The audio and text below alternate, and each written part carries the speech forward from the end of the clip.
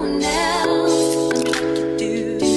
That's why I spend my life with you. I won't please you in any way I can. Hey guys, welcome back to my channel. So as you can see, I'm in my bathroom once again. We are on our 8th story time. Y'all, clap.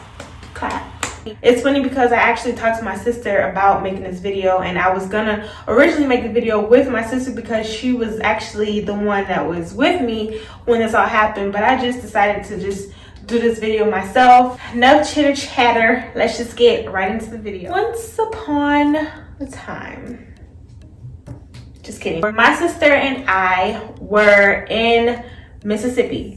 Do not ask what we're doing in Mississippi. Just know that we're in Mississippi, and that particular night we were going out to a club. We ended up at this club in Mississippi, and I'm pretty sure before the club we had, like, you know, a few drinks, nothing like too heavy or whatever. We got in the club, we were taking shots, and I'm pretty sure I took about 2 or 3 shots. It wasn't, I didn't think it was a lot because I didn't really feel anything. Like, I wasn't really that tipsy, or I really wasn't tipsy at all. I'm gonna be honest with y'all, I really wasn't. So, you know, we did our little partying, woo woo, having our good time. We did that, and we were like, okay, it's time to go home. Honestly, I do not remember if my sister just didn't feel like driving or what, or if I just drove because I wasn't really that drunk or really tipsy at all. I can't remember why I ended up driving, but I just know I ended up driving. So we are on our way, you know, out the club. End up busting that left from the club, right?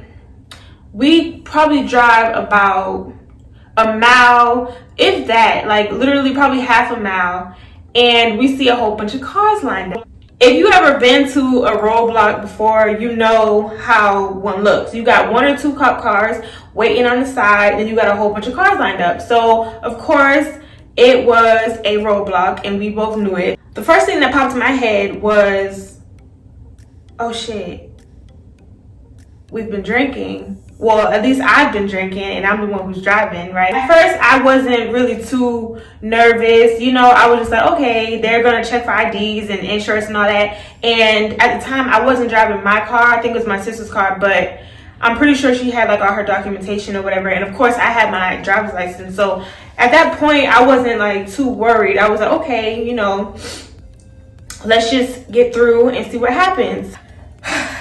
We drive up to the cop, and I think the part that scared me the most was the fact that they had already pulled over cars, and they were like checking the inside of the cars, and they were, those people that they put over to the side, you could tell like they was drunk, and you could tell that they were probably going to get a DUI or, you know, go to jail or something like that. So I pull up to the guy, and he's like, you know, very nice young gentleman, pretty on the young side, and he was like, hey, how you doing? And I was like, hey, good.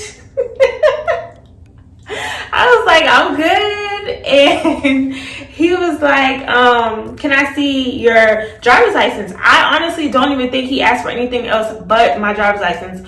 So I gave him my driver's license. He looked at it a little bit. Once he gave it back to me, that's when he was like, oh, we're gonna do like a breathalyzer or whatever. I don't remember his exact words, but the only thing I remember was breathalyzer, and my heart dropped, y'all. When I say I got so nervous, like my heart completely dropped. I think I stopped breathing. Like my sister probably had to tell me, like, girl, breathe, because I'm pretty sure I stopped breathing at that point. I ended up going back to like his car or whatever to go get it, and I'm like just sitting there panicking. I'm like, oh my god, Khadijah, what am I gonna do? I'm like, Khadijah, what am I gonna do? Oh my gosh, like I've been drinking, even though it wasn't that much, but I still been drinking, you know. And we wasn't drinking no like wine or beers and stuff. We was drinking hard liquor. So he ended up coming back, y'all. He had the little breathalyzer thing, and he took it off, and he like kind of put it towards my mouth, like put it towards my face, y'all. My heart, my chest, my soul came out my body. At that point, what can you do? You know what I'm saying? So when I tell y'all, I barely breathed into the thing. Like he said, blow into it.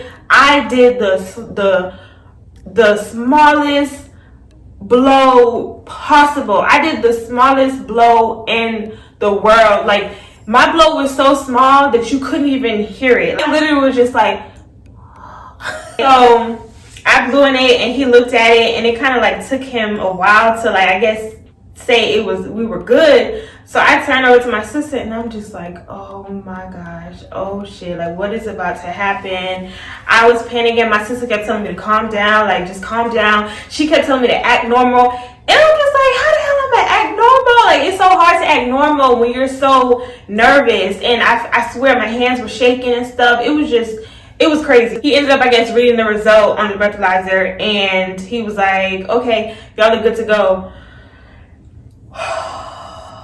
When I say my soul returned to my body, it was just like a sense of relief came over me, and I was just like, thank God, because for one, I know that he was just looking out for us, because I'm not even gonna lie to y'all, I probably shouldn't be telling y'all this, but at the time I don't even think I was of legal drinking age. So I really think that this cop was just very sweet and very nice, and he just let us off the hook that night, because one, I wasn't really intoxicated at all, and if he did think I was that intoxicated, he would have, you know, had me step out the car and do the little walking test or whatever. And another thing, I know for a fact that he knew that I did not blow into that thing hard enough. But you know, when you blow into something, you go like you blow.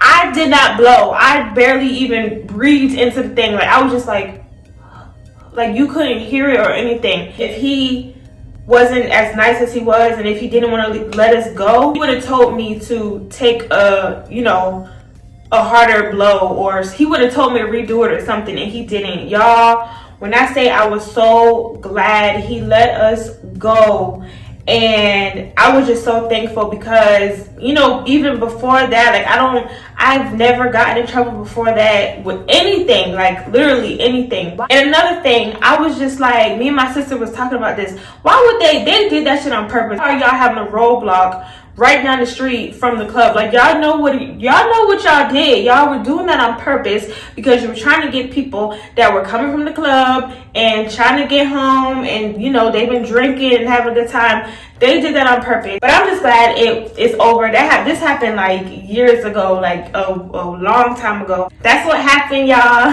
If I am drinking, I do not get in the driver's seat. If you are drinking with a friend and both of y'all are just too drunk to drive, please just get a Uber or something like that. Drinking and driving is not okay, and when I look back at it, I should never even been drinking, period. This is a story time, but I also do want to bring some awareness to it, because it's really not a joke.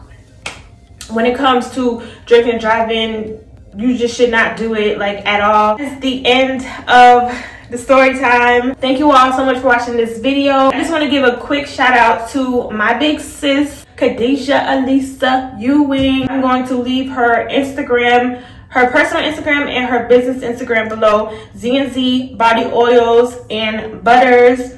I'm going to leave her information down below. Make sure I check out her business. Thank you guys so much. Do not forget to like, comment, subscribe. I will see you all in my next video. Bye.